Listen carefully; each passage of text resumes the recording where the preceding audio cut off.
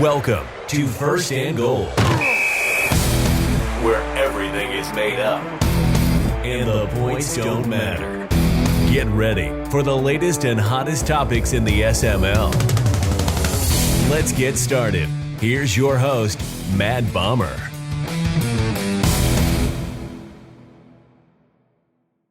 All good. What's going on, everybody? Welcome to this week's episode of First and Goal. We've got Raider fan Not Nice making his second appearance, and Eddie already. Hell, you haven't even been here a full season. I think you joined week 3, yet. and you're already on here. So Yep. guys like Soda have no excuse. All right, so we're gonna try and sneak this in. We got it's 8:00 or a little after 8, just about 8:10 now, and we got the next playoff games at 9:30. So we're gonna try and get this out. Maybe you guys can watch it right before the game. So we're gonna jump right into it. Alex, Raider fan, we're gonna start with you. You've been on both sides of this argument. Topic 1, AFC versus NFC. Last year it was AFC so much better. Matt said NFC is the worst he's ever seen. Dan said he's gonna balance it out. Your decision. What do you think? AFC or NFC, which is better? Yeah, so a little bit different than last year, considering I'm not in this conference, but it's not as clear cut as many might think, especially compared to last year, like I mentioned. But let me throw a couple names at you. Soda, Stavo, and Damon. 3 young guns to pair with elite players like Prime make, in my opinion, the NFC is the tougher conference. As a member of the AFC, I have to say it feels kind of stale, kind of like the AFC from last season. Guys that accomplished a lot in the past. But this is Madden 26. You need to score a lot of points, and no one does it better than the young pups. Give me the NFC. Okay. Eddie, you're brand new, so you don't have to. Yeah. You don't have any of really the historical looking at guys. You just see what they are right now. What's your opinion, AFC or NFC? Yeah, I think right now, as of starting off, I've played obviously most of my games versus the AFC, so I've seen some pretty tough opponents so far this year, and the champion last year coming from the AFC. I think that my opinion's going to be a little bit diluted right now just because of who I've played so far. But I've got to say AFC. You've got Dan sitting at the top. He's been one of the best. And then obviously you kind of look through the rest. Bomber, you're over here as well with a few other guys. So I think I'm going to go with the AFC, and not to toot my own horn. I think with the addition of me into the AFC as well, just it's going to make it a little bit tougher and a little bit more exciting this year. So, all right, and nice as the only NFC representative here. What's your take on only? You know what? And not even being biased. I think I'm a piggyback off of last year. We seen, MMX, and we saw Doink have great seasons, and then this year having Prime, Gutta, and Damon to have, 3 losses. I gotta tip the hat towards the NFC, and then Stavo having the season he's having this year. I think, when we did the draft, everybody's seen, oh, Prime's going this way, so everybody shifts towards the AFC.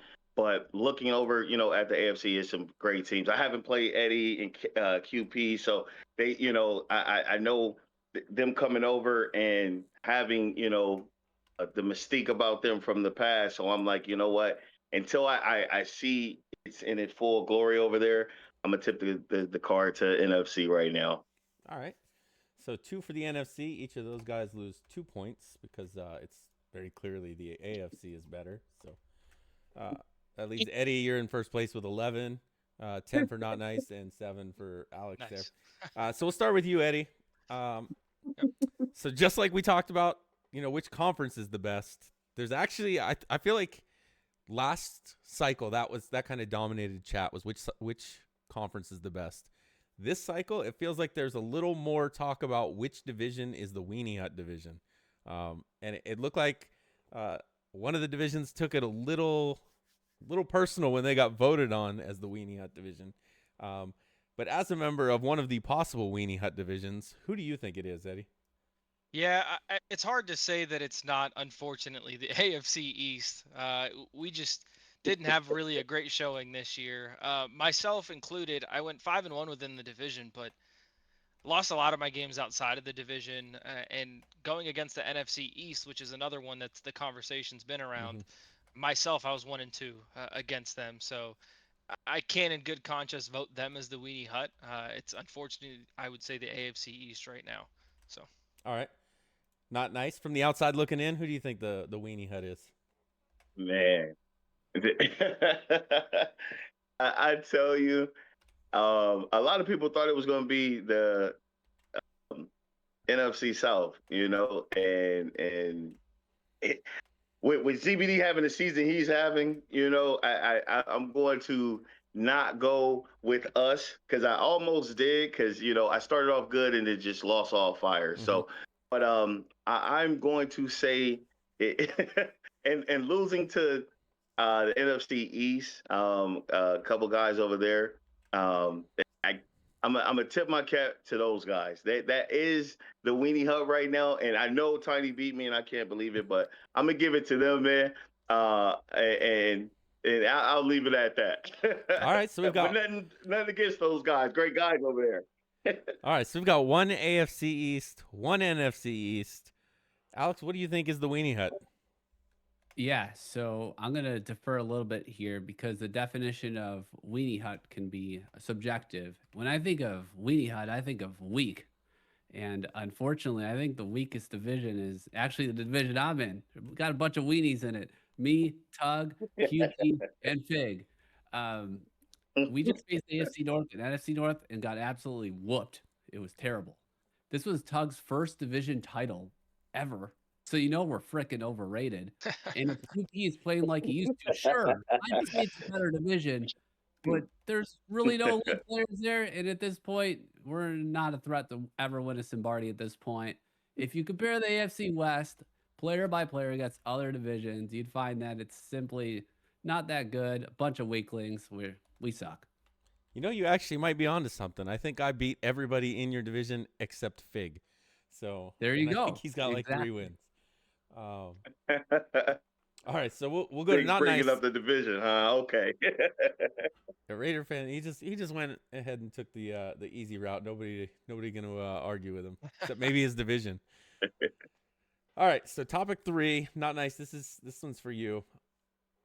I assume that the title update is going to be somewhere around the corner. Generally, it's in the playoffs. We may have missed getting a new update dropped on us right before the wild card round. But I assume one's right around the corner. If you could change one thing or fix one thing, what would you like to see?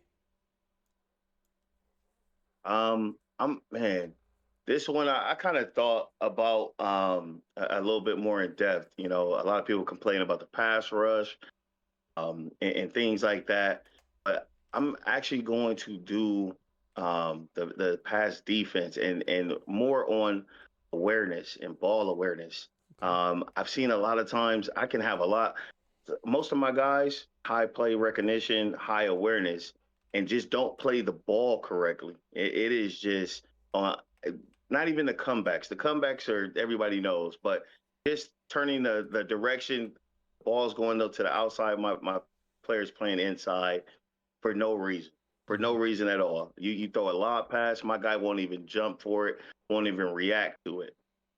I see a lot of times in pass coverage, not only from DBs, but from safeties and even the linebackers, if you're even not using them, that the pass coverage recognition of a play or just the awareness of where the ball is just horrid at times. It makes and breaks games. We just seen one, the ball's there and the defender plays it, but the offensive guy doesn't. So it goes both ways, on there. I'm gonna take a point away for that one. Not to open any wounds. Not to open any wounds. All right. One thing I will say about that, it's similar. I don't know if anybody else has noticed. Go ahead and shade inside or outside and watch which way the corner moves. It moves the opposite direction. It makes no sense. Yep. So, and there's often times where they don't even move. Yeah, or they won't move They'll at just all. Stay. Yeah. But so that was not nice. We'll go to Raider fan. Alex, we'll go with you second on this one. One thing you could change or fix, what would it be? Yeah, so this question limits us to one change during the middle of EA's development cycle, which they're working on Madden 27, we presume. Yeah, you At assume this they work point. on it. I think they just You slap think a new so? number on it and call it good. Yeah. Yeah, so there's not much we think they could do. But if they could make one change that would help the existing game tremendously, it's fixing the warping that's starting to run rampant across games. We're seeing a lot in the clips right now Mm. too. There's a teleport through tackles is something I expect to see watching a sci-fi, not the number one selling NFL simulation game in the world. Fix the warping, and I think we have an improvement that we could all agree on would make the game better. Okay. Sure. I'm debating on taking a point away because they are number one selling, so that's not fake news. But they're also the only, so not a lot of competition there. All right, Eddie. Magic wand. You got one thing to fix. What would it be? Yeah, honestly, it's just D-line play, and it's not even pass rush. I think it's just holistically across the line. I think you'll find a lot this year mixed across both the run game and the pass game. It's just extremely inconsistent. And oftentimes, even when your user's in a good position or you're in a good spot to make a play, the D line play just isn't really consistent holistically, specifically in run game. Now, you'll see with some of like the elite users within the league that know how to kind of manipulate that game up front and know how to play that game. Their run game looks a little bit different on defense than the rest of the group. Um, but I think just holistically, the D line play is just real inconsistent across the board, which lends itself to really big runs. You have D linemen taking the wrong gaps or choosing the wrong assignments and going the wrong direction, which puts a user on the back end just in a really tough spot. You're expecting your D lineman to play one way, you fill to a spot, you both end up in the same spot. You know, the cutback is there, those different things. So that's one thing that I would like to see them improve is really just D line play as a whole. All right. And our last topic, Alex, we're back to you. And you guys have all made the jump from primer to SML, with kind of varying success. But what do you think, or why do you think we routinely see guys take a step back when they get called up? You know, somebody like Johnny or Nightcrawler, they weren't exactly, you know, number one seeds or anything in primer, but they were decent and they were winning games. And now they're at the top of the draft board every year. Johnny's a top 3 pick. Nightcrawler is going to be, I think, depending on the tiebreakers, he's going to be top 3. I mean, he was in the lead for the one pick until he won a game over, I think, NYT. So why do you think these guys kind of take that step back? And we'll start with you, Alex. I think it boils down to two reasons. The first is guys are just more experienced. As I mentioned previously, there's a lot of older players in SML that have seen a lot of Madden football. So your base cover 3, man to man, or whatever that you've always run simply just doesn't work anymore. When I got in SML, I started 2-15 and followed that up with a 4-13 season. So 6-28. I sucked. The guys here in the SML absolutely destroyed me, and I need to change to just be competitive. The second reason is people just flat out care more. Winning in the SML wins a lot, or means a lot. The rosters are optimized, and there's very few yahoos, like in the primer, that mess up rosters real bad. And Bomber could speak to that a lot. Although he gets a lot of top picks in this draft, he gets some crazy stacked teams in the primer. I saw it firsthand. The best team I've ever seen. Also, guys just scout each other routinely. Sometimes my opponent knows my plays better than me, which is absolutely insane. And here's what it really boils down to is Prime sets the example of the SML. You have to play within a box of rules, but you try your darndest to win within that framework because winning matters. The SML is where legacies are made, while the primer is essentially your college experience showing you the ropes. If you get this opportunity to get called up to the next level, and you may only get one shot, so you better make it count. And those are the two reasons why I think it's that big of a jump and leap to the SML. All right. Eddie, what about you? You're a little fresher. You don't, like I said, you joined, I think, week 3. What do you think the reason is?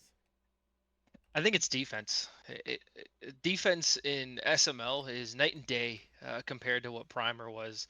If you look at my stats in Primer that final year before I came up, think I was top 5 in almost everything on offense, and my defense was phenomenal.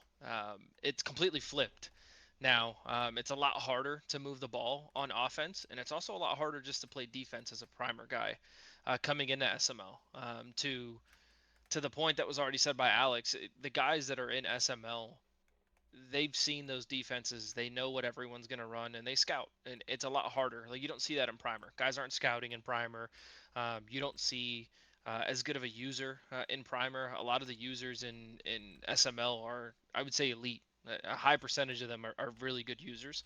And I really think that's the biggest difference is just defense, and the user play itself makes a gigantic difference. We were talking about it yesterday, Damon and I, in the broadcast about the users and kind of how they are played. You have a really good user that takes away 2 to 3 routes at once. It makes it a lot harder to play, and you'll just see a lot more of that in the SML than you do in Primer. Okay. And not nice. What do you think? I tell you, I'm a piggyback off of everybody, and I tell you something for myself that I've seen and witnessed and been a part of is how much time the guys at SML put in to learn, patterns, to learn schemes. Um, One thing that, Primer, you can go in there and be good at Madden and have a great season. You can't be good in the SML and have a good season. You can be good at, I'm a good passer in Primer. You come over here, you're leading the league in interceptions. I have an okay run game. You're averaging 33 yards. That is night and day of what it is. What you can be great at in Primer, you're coming into SML and you're probably going to be average to below average. And that right there, the psyche of it all will tear down guys that don't have the mental fortitude to continue to get better at the game. You know, Getting the same for me really opened my eyes to where, okay, I have to develop more of a game plan. It can't just be okay, one here that you have to know all your routes because just like the guy said, you're going to those first 3 reads are not there. So you need to go through your progressions. In Primer, you're going 1, 2, that's it. When SML is more cerebral, you're not going to be as good as you think unless you study and get into that playbook and come up with better schemes because guys are going to plan for you. So definitely making that jump is definitely not going to. And the pressure, let's talk just the pressure alone, getting in some of these games, playing Prime, playing Bomber, playing Dan, that alone, being in chat, them saying, "Hey, you're gonna have a good game." It's all mind games, Oh, yeah. and you got to be able to get past that and play, and not only play but play well. Because you lose, you hear about it. You win, you think you on top of the world. So definitely, the mental fortitude and just the mental capacity that you need to develop in the SML is just night and day from Primer. Yeah, you actually, when it's saying that, see, I was going to say my reasoning would be just like, for example, if I go into it, let's say I was playing tonight and I'm playing, I don't know, let's say I'm playing Alex. I could go to anybody in the league or at least a handful of guys that I know that play him, probably anybody in his division, and ask for tips. And I'm going to get, this is what he does here, this is what he does there. Like, I don't get a DM from anybody in Primer unless they're going to get a force win For sure. or, somebody ran 3 straight inside zones. Yes. So there's a lot of The talking. scouting is different. Yeah, it's sharing the information. You don't For see sure. that, I don't think, as much in Primer, but you kind of hit on something too with the pressure, and guys like Johnny, guys like Nightcrawler, it's tough to kind of claw out of that. Like Alex, you were saying, you started slow. Now you're like, I mean, you've been a 2-time number 1 seed. You're about to play in the divisional round, but those guys, man, you start losing a bunch, and you hear the chirping in chat about how you just get beat up all the time. Like you're just kind of kicked while you're down, and it's tough to beat out of that or get out of that. So yeah, that's probably the spotlight. It doesn't always shine on the good that you do too. So, but with that, Sure.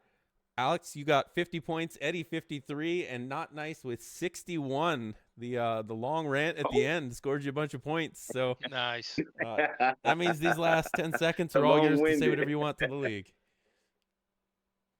You know, look, I'm gonna take time, man, and just shout out everybody in the SML, man. You know, I haven't been here a long, long time, man, and I just grateful to be a part of such a great league. All the guys in here, man, the chats, everything that we banter, the back and forth, the Black Labs, you know, everything.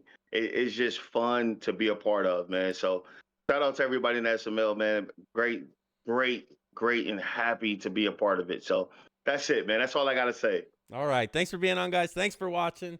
And it's only 8:30, so we should be able to get this out before the next game. Enjoy those playoffs. And good luck, Alex. Thank you. I don't. Thanks for listening to First and Goal. Be sure to check out Mad Bomber TV on Twitch and YouTube for the latest from the SML.